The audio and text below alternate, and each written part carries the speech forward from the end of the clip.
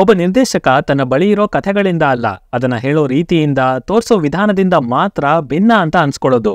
So ಆ ರೀತಿಯ ಒಂದು ವಿಷನ್ ಇದ್ದು ಅದಕ್ಕೆ ತಕ್ಕಂತ ಆಕ್ಟರ್ಸ್, ಟೆಕ್ನಿಷಿಯನ್ಸ್, ಜೊತೆಗೆ ನಿಂತ್ಕೊಳ್ಳುವಂತ ಪ್ರೊಡ್ಯೂಸರ್ಸ್ ಇವರೆಲ್ಲ ಸಿಕ್ಬಿಟ್ರೆ ಸಿನಿಮಾ ಅನ್ನೋದನ್ನ ಎಂಥ ಒಳ್ಳೆ ಎಕ್ಸ್ಪೀರಿಯನ್ಸ್ ಆಗಿ ಮಾಡ್ಬೋದು ಅಂತ ಡೈರೆಕ್ಟರ್ ನಾಗ್ ಅಶ್ವಿನ್ ಅವರು ತೋರಿಸ್ಕೊಟ್ಟಿದ್ದಾರೆ. ಅಂಡ್ ಇಲ್ಲಿ ಏನೇ ಕ್ರೆಡಿಟ್ಸ್, ಅಪ್ರಿಸಿಯೇಷನ್ ಸಿಕ್ಕಿದ್ರು ಅದರಲ್ಲಿ ಒಂದು ದೊಡ್ಡ ಭಾಗ ಇವರಿಗೇನೆ ಸಲ್ಲಬೇಕು.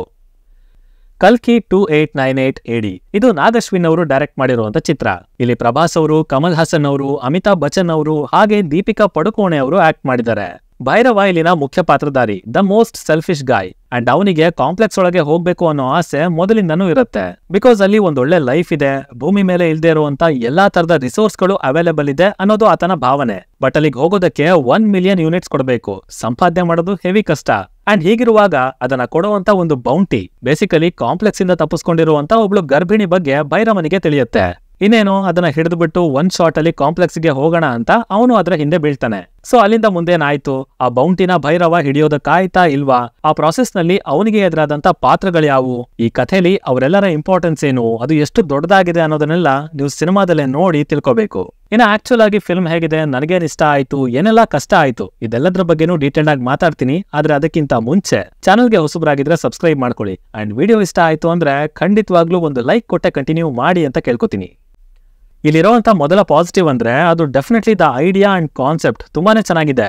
ಅಫ್ಕೋರ್ಸ್ ಆ ಕಥೆ, ಅಲ್ಲಿ ತಗೊಂಡಿರುವಂತ ಹೆಸರುಗಳು, ಪಾತ್ರಗಳು, ಮೇನ್ಲಿ ಕಲಿಯುಗ ಅದು ಹೇಗ್ ಮುಗಿಯತ್ತೆ ಅನ್ನೋದ್ರ ಬಗ್ಗೆ ನಾವೆಲ್ಲ ಆಲ್ರೆಡಿ ಕೇಳಿ ತಿಳ್ಕೊಂಡಿದೀವಿ. ಬಟ್ ಆ ಇವೆಂಟ್ ಗಳನ್ನ ನೀಟಾಗಿ ಅರೇಂಜ್ ಮಾಡಿ ಒಂದು ಸ್ಟ್ರಕ್ಚರ್ ಅಂತ ಕೊಟ್ಟು ನೋಡಿದಾಗ ಓಕೆ ಹೀಗಿರಬಹುದೇನೋ, ಹೀಗೆ ಆಗಿರಬಹುದೇನೋ ಅಂತ ಒಂದಷ್ಟು ಪ್ರಶ್ನೆಗಳು. ಅಂಡ್ ನಂತರ ಅವೆಲ್ಲದಕ್ಕೂ ಉತ್ತರ ಕೊಡೋ ರೀತಿಯಲ್ಲಿ ಈ ತರದ ಒಂದು ಪ್ರಪಂಚ, ಪೋಸ್ಟ್ ಅಪೋಕ್ಯಾಲಿಪ್ಸ್ ಫಿನಾಮಿನಾನ್ ಅಂಡ್ ಮತ್ತಷ್ಟು ವಿಷಯಗಳನ್ನ ತಂದು ತುಂಬಾನೇ ಕನ್ವಿನ್ಸಿಂಗ್ ಆಗಿ ತೋರಿಸಿದ್ದಾರೆ. ಮುಖ್ಯವಾಗಿ ಇಲ್ಲಿ ಯಾವುದನ್ನು ಬೇಕಾಬಿಟ್ಟಿಯಾಗಿ ಬರ್ಕೊಂಡಿಲ್ಲ. ಪಾತ್ರಗಳೇ ಇರ್ಲಿ, ಕಥೆನೇ ಇರ್ಲಿ, ಆ ಒರಿಜಿನಲ್ ಸ್ಕ್ರಿಪ್ಚರ್ ಅಲ್ಲಿ ಏನಿದೆ ಅದಕ್ಕೆ ಬೆಲೆ ಕೊಟ್ಟು ಅದರ ಸುತ್ತ ಏನೆಲ್ಲ ಸಾಧ್ಯತೆಗಳಿದೆಯೋ ಅದನ್ನ, ಹಾಗೇನೆ 2898ನೇ ಇಸ್ವಿ ಹೊತ್ತಿಗೆ ಮನುಷ್ಯ ಎಷ್ಟು ಮುಂದುವರೆದಿರಬಹುದು ಅನ್ನೋದನ್ನ ಇಮ್ಯಾಜಿನ್ ಮಾಡ್ಕೊಂಡು ಒಂದು ಹೊಸ ವರ್ಲ್ಡ್ ನ ಕಟ್ಕೊಟ್ಟಿದ್ದಾರೆ. ಅಂಡ್ ಅದರ ಪ್ರೆಸೆಂಟೇಶನ್ ಡೆಫಿನೆಟ್ಲಿ ಚೆನ್ನಾಗಿತ್ತು. ವಿಜುವಲ್ಸ್ ಕಡೆ ಬಂದ್ರೆ ಪ್ರತಿಯೊಂದು ಫ್ರೇಮ್ ನಲ್ಲಿದ್ದಂತ ಎಲಿಮೆಂಟ್ಗಳು, ಕಲರ್ ಪ್ಯಾಲೆಟ್ಸ್, ಆ ಮಾಡರ್ನ್ ವೆಪನ್ಸ್, ಅವುಗಳು ಲೋಡ್ ಆಗುವಂತ ರೀತಿ, ಅವುಗಳನ್ನ ಬಳಸಿದಾಗ ಅಲ್ಲಿ ಪ್ರೊಡ್ಯೂಸ್ ಆದಂತ ಎಫೆಕ್ಟ್, ಕಾಶಿ, ಕಾಂಪ್ಲೆಕ್ಸ್, ಶಂಭಾಲ, ಆ ಬ್ಯಾಟಲ್ ಫೀಲ್ಡ್, ಇನ್ನೊಂದು ಕಡೆ ಕಲಿ ಕ್ಯಾರೆಕ್ಟರ್ ನ ಮೇಕ್ ಓವರ್, ಅದಕ್ಕಿದ್ದಂತ ಡೀಟೇಲಿಂಗ್, 8 ಅಡಿ ಅಶ್ವತ್ಥಾಮ, ಓವರ್ ಆಲ್ ಅಲ್ಲಿ ಬಳಸಿರುವಂತ CGI, ಲೈಕ್ ಇನ್ವೆಸ್ಟ್ ಮಾಡಿರುವಂತ ಒಂದೊಂದು ರೂಪಾಯಿನೂ ಎಕ್ಸ್ಟ್ರಾಕ್ಟ್ ಮಾಡಿ ತೆಗ್ದಿದ್ದಾರೆ, ಆ ಲೆವೆಲ್ ನಲ್ಲಿತ್ತು. ಇನ್ನು ಇಲ್ಲಿ ಆ ಟೈಮ್ ಲೈನ್ ಗಳನ್ನ ಹ್ಯಾಂಡಲ್ ಮಾಡಿರೋ ರೀತಿ, ಒಂದ್ ಕಡೆ ಮಹಾಭಾರತ, ಇನ್ನೊಂದ್ ಕಡೆ ಫ್ಯೂಚರ್, ಆಲ್ಮೋಸ್ಟ್ 6000 ವರ್ಷಗಳ ಡಿಫರೆನ್ಸ್. ಬಟ್ ಸ್ಟಿಲ್ ಅದನ್ನ ಎಷ್ಟು ಸ್ಮೂತ್ ಆಗಿ ಹ್ಯಾಂಡಲ್ ಮಾಡಿದ್ದಾರೆ ಅಂದ್ರೆ you could actually feel it. ಮಹಾಭಾರತದ ಒಂದು ಇವೆಂಟ್ ಇಂದ ಸಿನಿಮಾನ ಶುರು ಮಾಡಿ ಫ್ಯೂಚರ್ಗೆ ತಂದು ಸೇರಿಸ್ತಾರೆ. ಕ್ಯಾರೆಕ್ಟರ್ಸ್ ಗಳು ಹತ್ರ ಆಗ್ತವೆ, ಹೊಸ ವರ್ಲ್ಡ್ ಎಸ್ಟಾಬ್ಲಿಷ್ ಆಗುತ್ತೆ. And in the same way ಹಳೆ ಕಥೆಗಳಿಗೆ ಗೌರವ ಕೊಡ್ತಾ ಸಂದರ್ಭಕ್ಕೆ ತಕ್ಕ ಹಾಗೆ ಹೈ ಮೂಮೆಂಟ್ಸ್ ಕೂಡ ಕ್ರಿಯೇಟ್ ಆಗಿದೆ. ಅಂಡ್ ಮೇನ್ಲಿ ಪ್ರತಿ ಕ್ಯಾರೆಕ್ಟರ್ಗೂ ಭರ್ಜರಿ ಎಲಿವೇಶನ್ಸ್ ನ ಕೊಟ್ಟಿದ್ದಾರೆ. ಬೇಸಿಕಲಿ ಇಷ್ಟೊಂದು ಕಾಂಪ್ಲೆಕ್ಸ್ ಆಗಿರೋ ಒಂದು ಜಾನ್ರನ್ನ ಎತ್ಕೊಂಡು ಪ್ರತಿ ಲೇಯರ್ ನ ಡಿಫೈನ್ ಮಾಡಿ ಅದನ್ನ ಅರ್ಥ ಮಾಡಿಸೋದಕ್ಕೇನೆ ಒಂದಷ್ಟು ಟೈಮ್ ತಗೊಂಡು ಅಂಡ್ ದೆನ್ ಅದನ್ನ ನೋಡುವಂತ ಪ್ರೇಕ್ಷಕರಿಗೆ ಇದ್ರ ಬಗ್ಗೆ ಮತ್ತಷ್ಟು ತಿಳ್ಕೊಳ್ಳೋ ಹಾಗೆ ಇಂಟ್ರೆಸ್ಟ್ ಅನ್ನ ಹುಟ್ಟಾಕೋದಿದೆಯಲ್ಲ, ಅದೇ ಈ ಸಿನಿಮಾದ ಬಿಗ್ಗೆಸ್ಟ್ ಪಾಸಿಟಿವ್. ಇನ್ನು ದ ಕ್ಲೈಮ್ಯಾಕ್ಸ್, ಪರ್ಟಿಕ್ಯುಲರ್ಲಿ ಆ ಲಾಸ್ಟ್ 30-40 ನಿಮಿಷ ಇದೆಯಲ್ಲ, ಪ್ಯೂರ್ ಗೂಸ್ ಬಂಪ್ಸ್. ಇನ್ಫ್ಯಾಕ್ಟ್ ಆಗ್ಲೇ ಹೇಳಿದ ಹಾಗೆ ಕಲ್ಕಿ ಕಥೆ ಕೇಳಿಲ್ದೇ ಇರೋರ್ಗೂ ಕೂಡ ಆ ಸನ್ನಿವೇಶಗಳು ಎಕ್ಸೈಟ್ ಆಗೋ ಹಾಗೆ ಮಾಡ್ಬಿಡ್ತವೆ. ಸ್ಪೆಷಲಿ ಕಲಿ ರಾಕ್ಷಸ, ಅವನ ಸುತ್ತ ಇರುವಂತ ಚಕ್ರಗಳು, ಅವನಿಗೆ ಕೊಟ್ಟಿರುವಂತ ಡೈಮೆನ್ಷನ್ಸ್, ಹಾಗೆ ಇನ್ನೊಂದು ಕಡೆ ಭೈರವ ಕ್ಯಾರೆಕ್ಟರ್ ಸಡನ್ ಆಗಿ ಎಲಿವೇಟ್ ಆಗುವಂತ ರೀತಿ, ಅವನಿಗಿರುವಂತ ಟ್ರಾನ್ಸ್ಫಾರ್ಮೇಶನ್ ಅದಂತೂ ನೆಕ್ಸ್ಟ್ ಲೆವೆಲ್. ಅಂಡ್ ಸಿನಿಮಾ ನೋಡಿದ ಮೇಲೆ ನಿಮಗೆ ಅರ್ಥ ಆಗತ್ತೆ ಯಾಕಿಲ್ಲಿ ಸಡನ್ ಎಲಿವೇಶನ್ ಅಂತ ಹೇಳ್ಸಿದೀನಿ ಅನ್ನೋದು. ಆಲ್ಸೋ ನಮಗೆ ಅನ್ಸ್ಬಿಡತ್ತೆ ಸಡನ್ ಆಗಿ ಈ ಲೆವೆಲ್ ಜಂಪ್ ತಗೊಂಡಿದಾರಲ್ಲ, ಇಲ್ಲಿನ ಮುಂದೇನು ಸಿನಿಮಾಟಿಕ್ ಯೂನಿವರ್ಸ್ ಬೇರೆ ಬರ್ತಾ ಇದೆ, ಸೊ ಅದನ್ನ ಹೇಗ್ ಮುಂದುವರಿಸ್ತಾರೆ, ಯಾವೆಲ್ಲ ಪಾತ್ರಗಳನ್ನ ತರ್ತಾರೆ, ಇನ್ನು ಏನೇನಾಗತ್ತೆ, ಹಾಗೆ ಹೀಗೆ ಅಂತ. ನಾರ್ಮಲಿ ಒಂದು ಸಿನಿಮಾನ ನೋಡಿದ ಮೇಲೆ ಆ ತರದ ಯೋಚನೆ ಹುಟ್ಟೋದೇ ದೊಡ್ಡ ವಿಷಯ. ಅಂಡ್ ಅಂಥದ್ರಲ್ಲಿ ಆಡಿಯನ್ಸ್ ಇಂದ ಅದನ್ನ ಎಕ್ಸ್ಟ್ರಾಕ್ಟ್ ಮಾಡೋದು, ಮುಖ್ಯವಾಗಿ ತಾವು ಹೇಳಿರೋ ರೀತಿನೇ ಒಂದು ಡಿಫ್ರೆಂಟ್ ಎಕ್ಸ್ಪೀರಿಯನ್ಸ್ ನ ಪ್ರೇಕ್ಷಕರಿಗೆ ಕೊಟ್ಟಿರೋದಕ್ಕೆ ನಾಗ್ ಅಶ್ವಿನ್ ಅವ್ರನ್ನ ಎಷ್ಟು ಸಲ ಅಪ್ರಿಶಿಯೇಟ್ ಮಾಡಿದ್ರು ಕಮ್ಮಿನೇ. Wonderful thought, wonderful execution. Performance wise Amitabh Bachchan ಅವರಂತೂ ಹೆವಿ ಅಂದ್ರೆ ಹೆವಿ ಇಂಪ್ರೆಸ್ ಮಾಡಿದ್ರು. ಅಶ್ವತ್ಥಾಮ ಆಗಿ ಆ ಪಾತ್ರನ ಹ್ಯಾಂಡಲ್ ಮಾಡಿದಂತ ರೀತಿ, ಆ ಟೋನ್, ವಾಯ್ಸ್ ಅಲ್ಲಿದ್ದಂತ ಡೆಪ್ತ್, ಅಪಿಯರೆನ್ಸ್ ಸೂಪರ್ ಆಗಿತ್ತು. ಅಂಡ್ ಪ್ರಭಾಸ್ ಅವರ ಪಾತ್ರನೂ ಅಷ್ಟೇನೆ ಹಿಂದಿನ ಸಿನಿಮಾಗಳಿಗಿಂತ ತುಂಬಾನೇ ಲೈವ್ಲಿ ಆಗಿ ಕಾಣಿಸ್ಕೊಂಡಿದ್ದಾರೆ. ಆ ಪಾತ್ರಕ್ಕೆ ಹ್ಯೂಮರ್ ಅನ್ನೋ ಎಕ್ಸ್ಟ್ರಾ ಫ್ಯಾಕ್ಟರ್ ಕೂಡ ಆಡ್ ಆಗಿದೆ, ಪ್ರೆಸೆನ್ಸ್ ಇಷ್ಟ ಆಯ್ತು. ಇನ್ನು ಕಮಲ್ ಹಾಸನ್ ಅವರಿಗೆ ಸ್ಪೇಸ್ ಕಡಿಮೆ ಇತ್ತು ಅಂದ್ರೂ ಅವ್ರಿದ್ದಂತ ಅಷ್ಟು ಫ್ರೇಮ್ ಗಳನ್ನ ಕಂಪ್ಲೀಟ್ಲಿ ಡಾಮಿನೇಟ್ ಮಾಡಿದ್ದಾರೆ.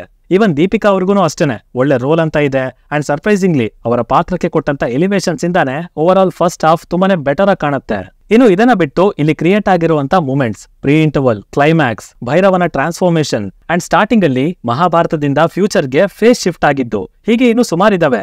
ಏನು ಎತ್ತ ಅಂತ ಎಕ್ಸ್ಪ್ಲೈನ್ ಮಾಡೋದಕ್ಕೆಲ್ಲ ಹೋಗಲ್ಲ, ನೀವು ಅದನ್ನ ಥಿಯೇಟರ್ ಅಲ್ಲೇ ನೋಡಿ ಎಂಜಾಯ್ ಮಾಡಿ ಅಂತ ಹೇಳ್ತೀನಿ. ಈವನ್ ಸಂತೋಷ್ ನಾರಾಯಣನ್ ಅವರ ಮ್ಯೂಸಿಕ್ ಕೂಡ ಅಷ್ಟೇ ಚೆನ್ನಾಗಿ ಬಂದಿದೆ, ಎಲ್ಲೂ ಡಾಮಿನೇಟ್ ಮಾಡೋದಕ್ಕೆ ಹೋಗಿಲ್ಲ.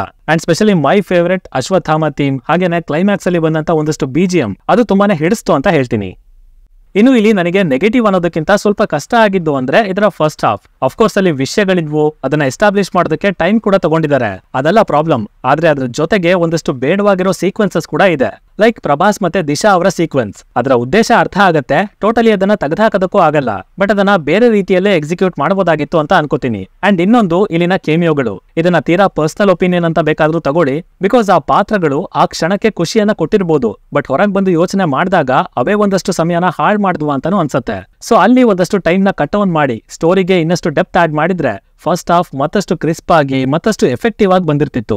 ಇನ್ನು ಇಲ್ಲಿ ಶಂಬಾಲನ ಅಷ್ಟಾಗಿ ಎಕ್ಸ್ಪ್ಲೋರ್ ಮಾಡ್ಲಿಲ್ಲ, ಅಂಡ್ ಆ ಪೋರ್ಷನ್ಸ್ ನ ತುಂಬಾನೇ ಬೇಗ ಕ್ಲೋಸ್ ಮಾಡಿದ್ದಾರೆ.